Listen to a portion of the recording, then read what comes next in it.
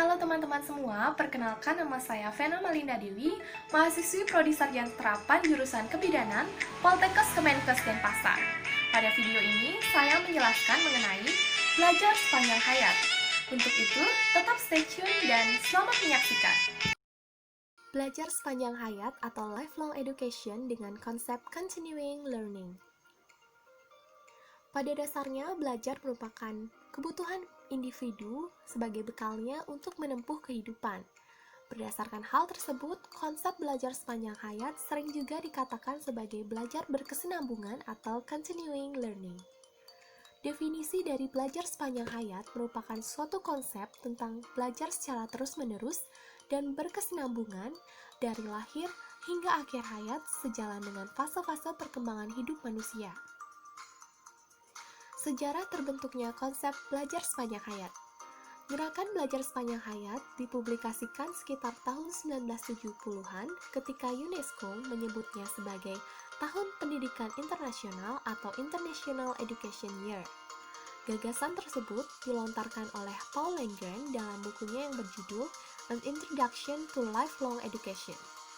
Pengembangan pemikiran Langren merubah anggapan bahwa belajar itu tidak hanya berlangsung di dunia pendidikan sekolah atau formal, namun sebenarnya di luar itu secara individual terus-menerus belajar sesuai dengan kebutuhannya masing-masing dan dengan cara yang disenanginya. Menurut Hildreth, belajar adalah proses yang melahirkan atau mengubah suatu kegiatan melalui jalan latihan. Nah, manfaat dari belajar sepanjang hayat atau continuing learning ini sendiri, yang pertama yaitu seseorang tidak akan ketinggalan zaman karena belajar pada dasarnya akan membawa perubahan, salah satunya behavior change. Yang kedua, dapat selalu memperbaharui pengetahuannya, di mana seseorang tidak akan menjadi senile atau pikun dini. Yang ketiga, dapat memberikan sumbangan bagi kehidupan di lingkungan sekitarnya. Dan yang keempat, tidak akan terasing dari generasi muda. Urgensi dan cakupan PSHH yang merupakan faktor timbulnya pendidikan sepanjang hayat. Yang pertama, oleh karena majunya ilmu pengetahuan dan teknologi.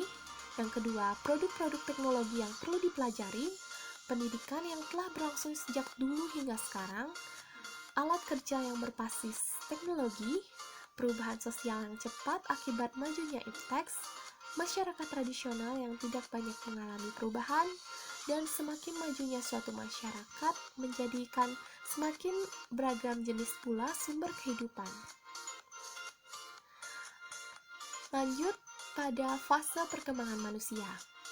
Nah, fase yang pertama dilalui adalah fase perkembangan masa kanak-kanak, berlanjut ke masa anak, masa remaja, masa dewasa awal, masa setengah baya, dan masa tua. Nah, kalian ada di fase mana nih sekarang?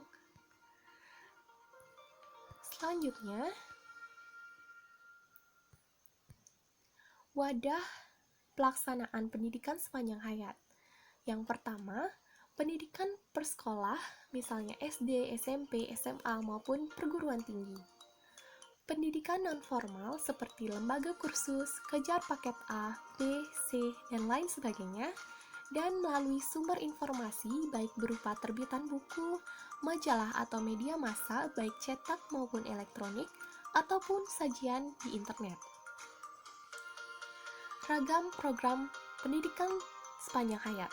Yang pertama, pendidikan untuk mempertahankan pemenuhan kebutuhan pokok dalam hidupnya atau survival, pendidikan untuk menyesuaikan diri dengan tuntutan bidang kerjanya, pendidikan untuk pengembangan atau peningkatan diri, pendidikan untuk pemenuhan kebutuhan mental dan rekreasional. Nah, itu tadi penjelasan mengenai belajar sepanjang hayat. Semoga video ini bermanfaat, dan apabila ada tanggapan, jangan sungkan-sungkan untuk komentar di kolom komentar, dan jangan lupa subscribe untuk